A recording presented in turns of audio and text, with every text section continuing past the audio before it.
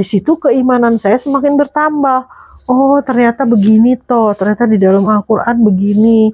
Ternyata yang 1400 tahun yang lalu Rasulullah sudah mengatakan baru diketemukannya tuh sekarang gitu loh.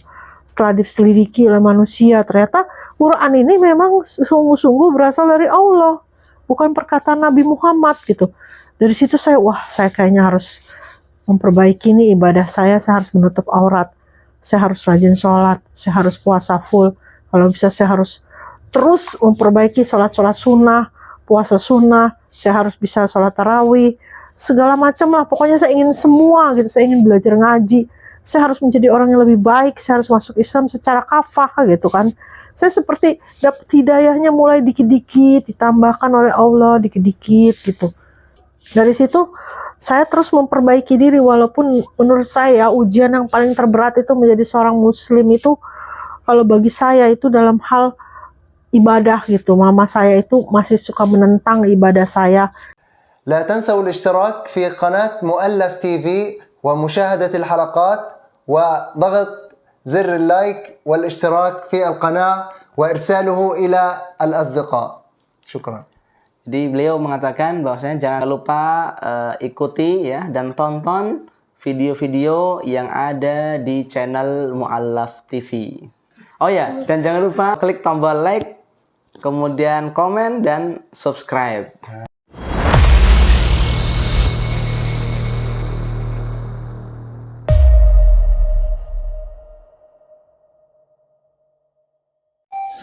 Assalamualaikum warahmatullahi wabarakatuh. Salawat dan salam senantiasa tercurah untuk baginda kita, baginda Rasulullah Sallallahu Alaihi Wasallam. Robbi shrah li sadri wa yassir li amri wahlul 'uqdatam min lisani yafqahu qawli.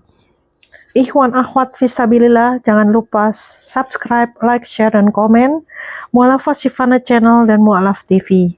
Pada kesempatan kali ini saya ingin menceritakan sedikit kisah hijrah saya yang mungkin bagi sebagian orang sudah mengetahuinya karena saya sudah memberikan kesaksian di beberapa channel seperti di Mu'allaf TV juga pernah, kemudian ada beberapa channel juga yang sudah saya sharing ya mengenai kisah hijrah saya. Ya, sebagai awal saya ingin memperkenalkan diri saya. Nama saya ketika saya dilahirkan ke dalam dunia ini adalah Frida. Kemudian setelah saya menjadi seorang muslimah, saya mendapatkan nama Islam yaitu Siti Farida Mutmainah atau dikenal dengan nama Sifana sesuai dengan nama channel saya. Jadi ikhwan akhwat fisabilillah, latar belakang keluarga saya mempunyai 3 bersaudara, 2 laki-laki di atas saya dan saya anak paling bungsu.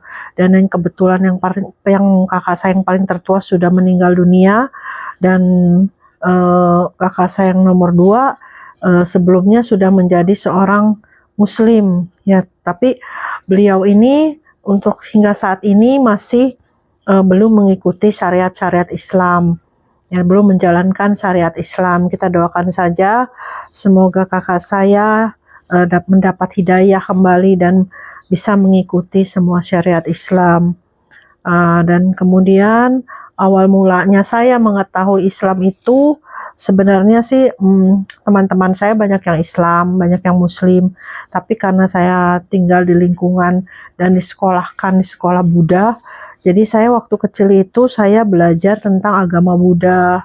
Saya disekolahkan yang mayoritas itu keturunan Tionghoa karena saya juga keturunan Tionghoa, dan saya belajar agama Buddha. Saya pergi ke wihara, kadang saya diajak ke kelenteng karena mama saya Konghucu waktu itu. Sekarang mama saya sudah Buddha Jepang, dan kemudian awal mulanya saya mengenal Bible ya. Sebelum saya ke Islam itu saya kan belajar Bible dulu ya, kemudian saya sempat pergi ke gereja-gereja Protestan di dekat rumah mama saya kebaktian di sana, kemudian saya juga sempat mau dibaptis, saya ikut katekisasi juga di gereja tersebut ya. Kemudian karena saya merasa katekisasi itu menurut saya sangat membosankan sekali ya, karena saya tidak bisa diterima oleh logika saya gitu. Jadi Yesus itu sebagai Tuhan gitu loh, saya tidak bisa menerima itu ya. Akhirnya saya nggak lama gitu ikut katekisasi, kemudian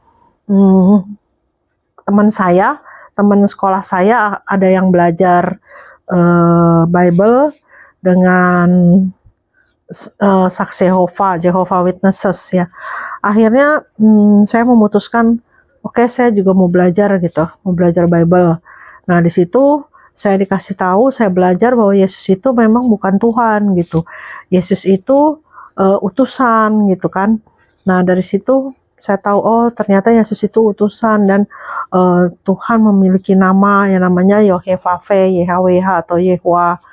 Nah dari situ saya belajar kok kayaknya ini lebih masuk logika saya dibandingkan dengan ajaran Tritunggal seperti itu. Akhirnya saya belajar, akhirnya saya memutuskan untuk dibaptis.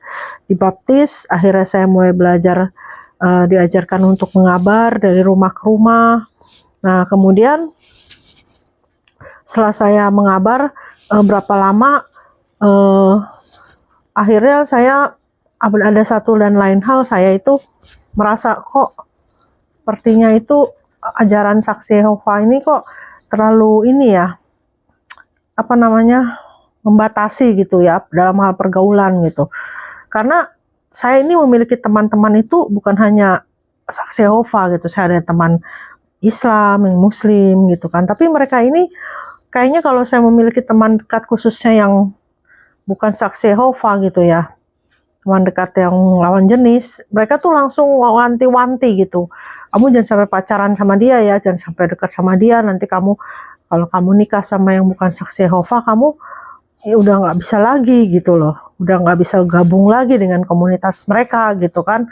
Nah dari situ saya udah mulai kayaknya males nih gitu kan, kok begini banget gitu, karena saya kan bergaul nggak mungkin saya milih-milih orang gitu kan, harus dengan saksi Yehova semua gitu. Akhirnya saya vakum tuh, saya jadi agnostik karena saya udah males gitu ya. Nah ketika saya vakum, nah saya sempat dekat dengan lawan jenis yang gereja Bethel ya, dia beragama Kristen. Akhirnya saya menikah, kemudian karena memang saya tidak berjodoh dengan laki-laki itu ya, karena bersikap kasar lah ya terhadap seorang istri ya. Akhirnya saya memutuskan untuk berpisah. Kemudian setelah saya berpisah, saya mulai dekat lagi dengan banyak teman-teman Muslim dari situ. Ya saya mulai dekat lagi dengan lawan jenis yang beragama Islam. Nah akhirnya ketika saya memutuskan untuk melanjutkan ke hubungan yang lebih serius, ya akhirnya teman dekat saya ini menanyakan, jika kita ingin melanjutkan yang lebih serius ya kita nggak bisa kalau berbeda agama gitu kan. Akhirnya dalam hati saya ya kenapa tidak gitu, kalau saya tuh ikut agamanya calon suami saya gitu kan.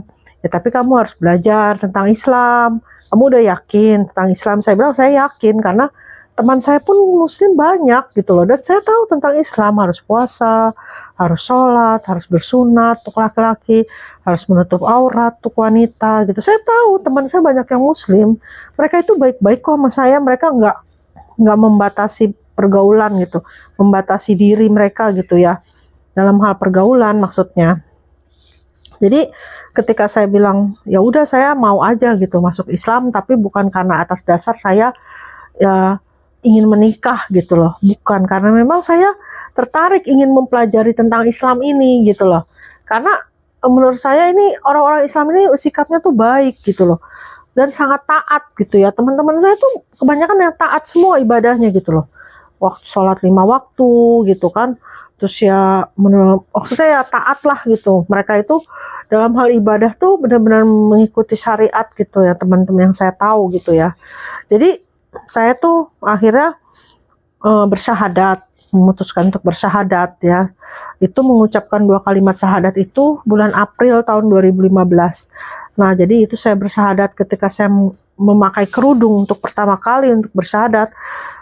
Langsung itu yang mensyahadatkan saya itu kebetulan Kiai Haji Ustadz Nda itu bilang begini, wah auranya nih udah beda gitu loh, ngelihat kamu tuh berkerudung gitu.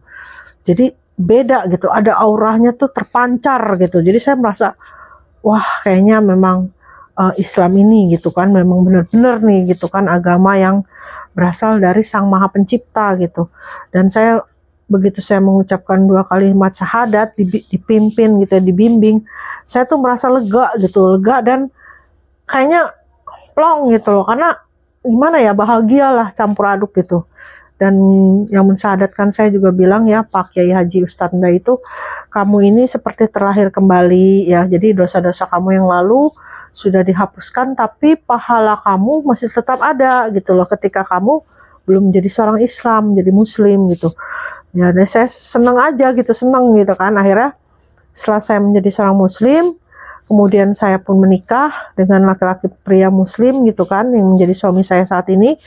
Saya di situ sempat dimasukkan ke pesantren juga oleh suami saya karena untuk tahu sedikit, harus tahulah, memiliki pengetahuan ya tentang Islam gitu. Jadi saya di situ diajarkan cara sholat, cara wudhu seperti itu kan, harus hafal doa-doa sebelum pada saat sholat seperti apa.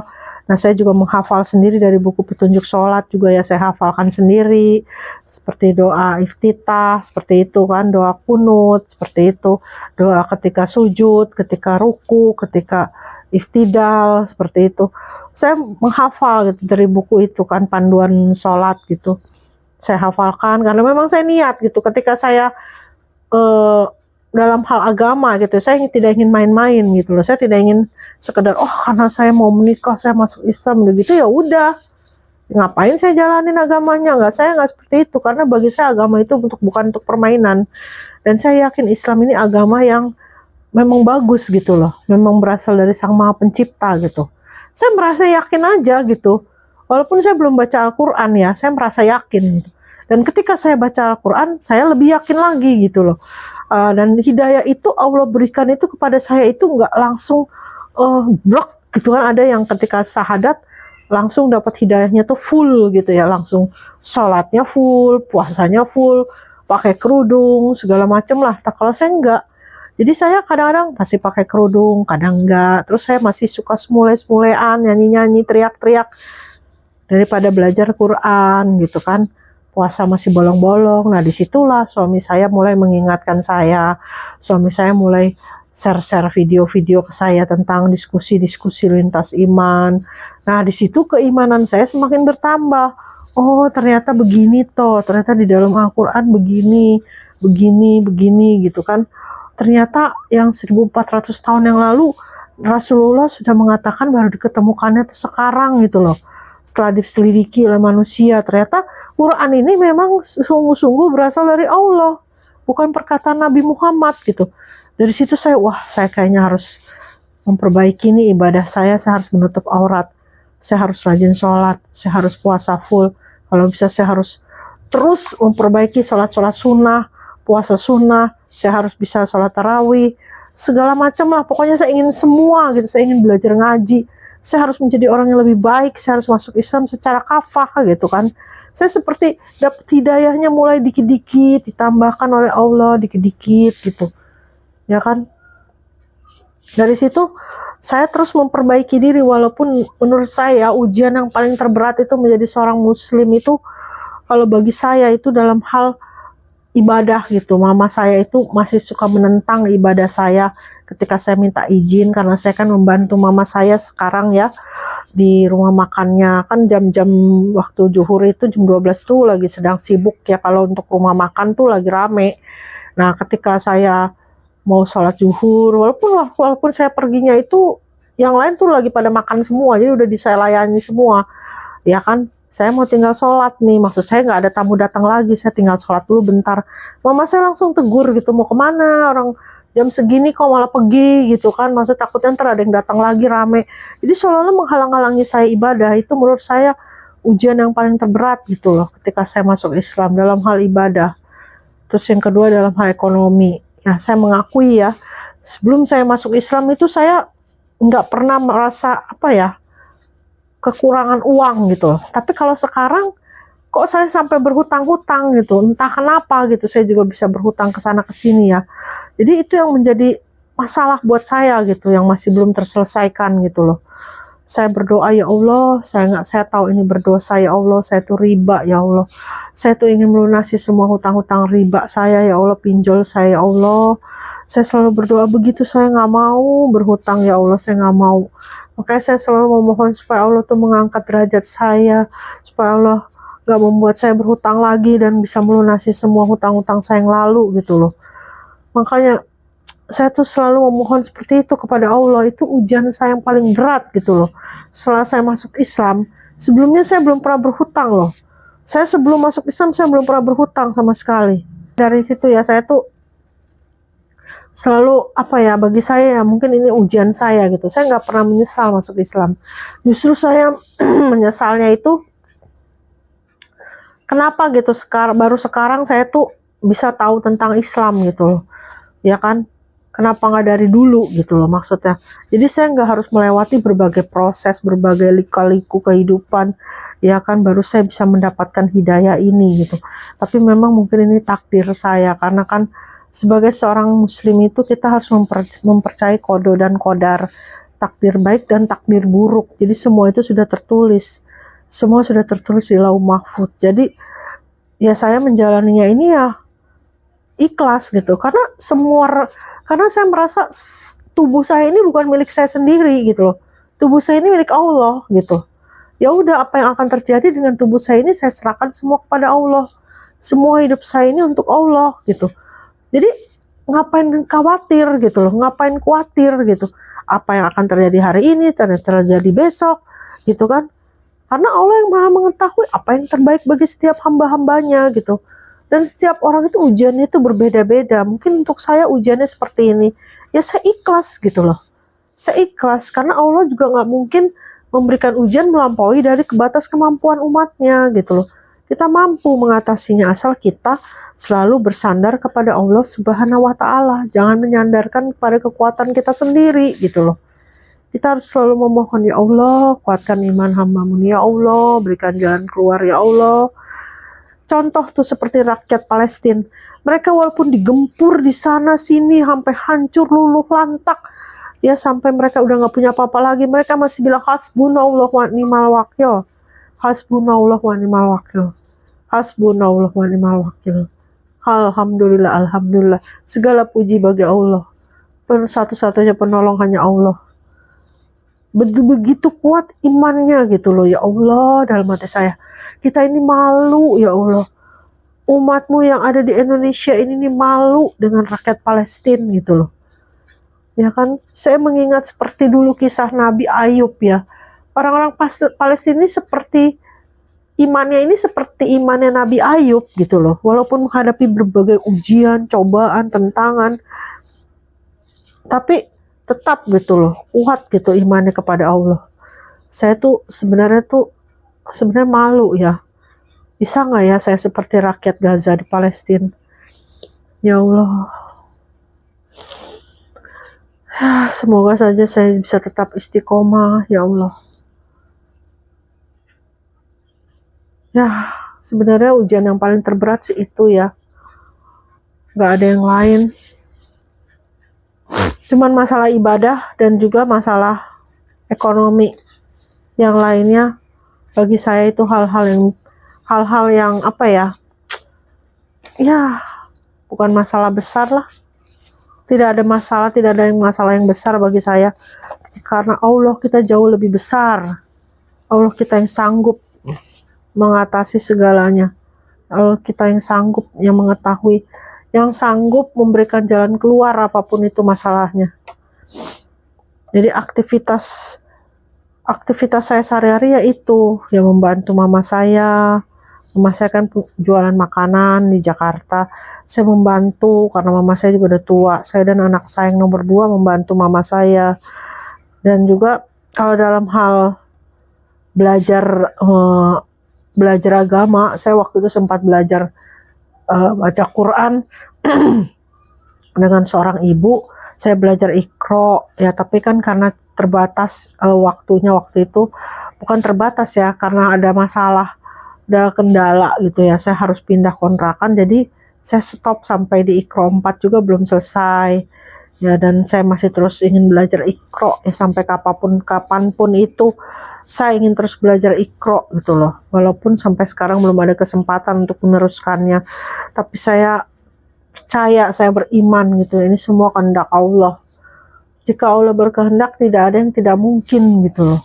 Sebagaimana saya dulu ingin belajar Iqra, Allah mudahkan, saya ketemu dengan ibu yang bisa mengajarkan saya, walaupun saya baru sampai Iqra 4 juga, tapi alhamdulillah saya udah bisa baca Quran. Saya walaupun belum sesuai tajwidnya, tapi saya sudah tahu kalau dibaca panjang, ada tandanya bagaimana, berapa harokat, tandanya gimana. Ya alhamdulillah ibu itu sudah sempat memberitahu gitu loh. Walaupun makrojul hurufnya saya masih belum bisa gitu ya, kayak dengung-dengungnya apa idgham bila guna segala macam itu kan, itu harus dipelajari semua. Saya belum sampai di situ ilmu saya. Dan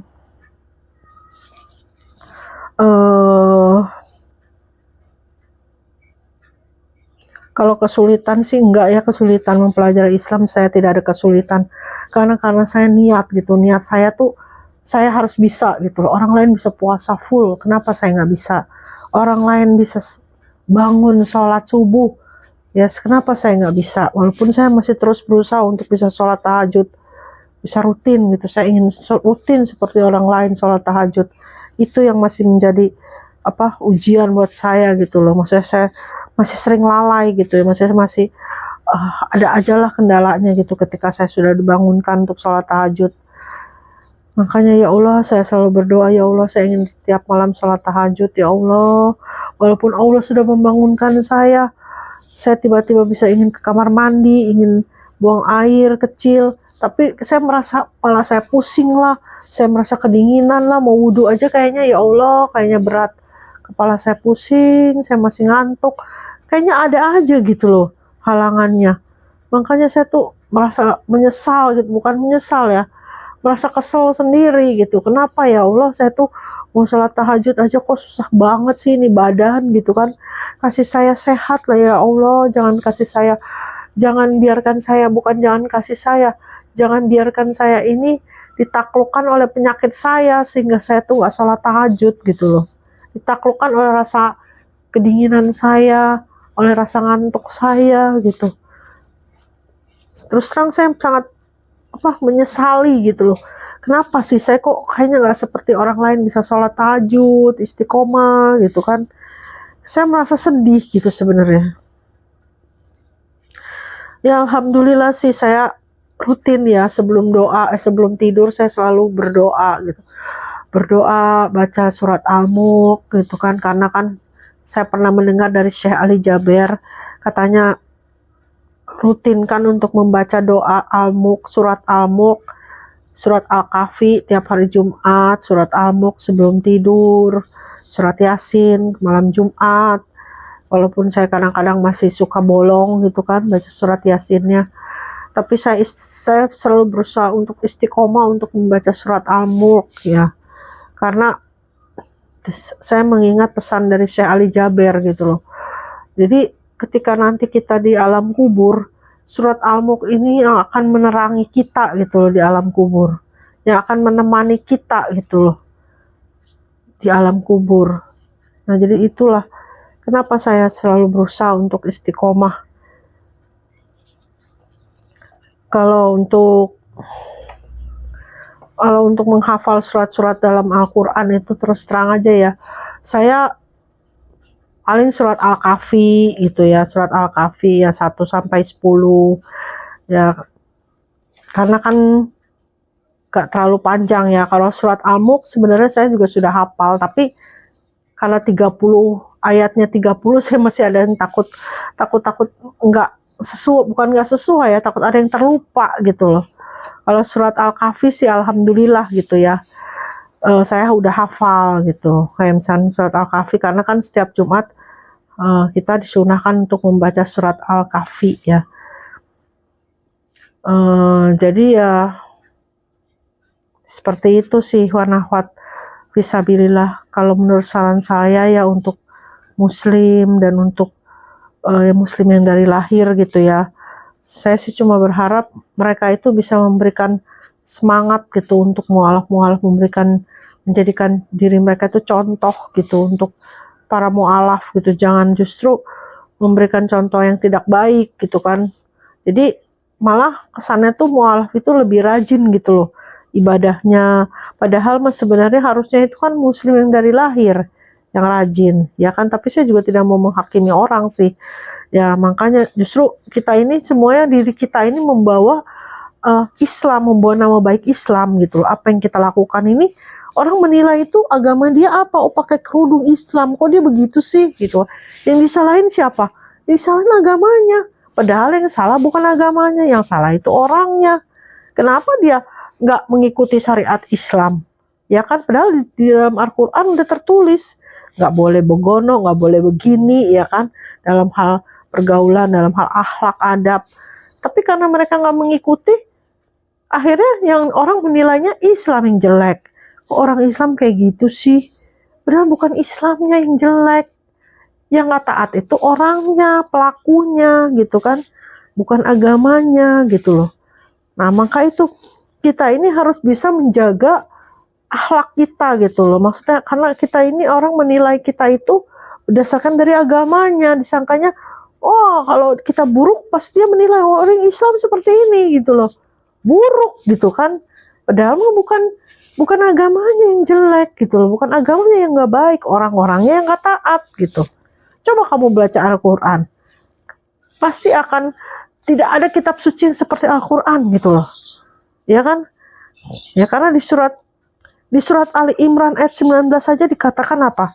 Ya kan? Inna dina indallahi Islam gitu loh.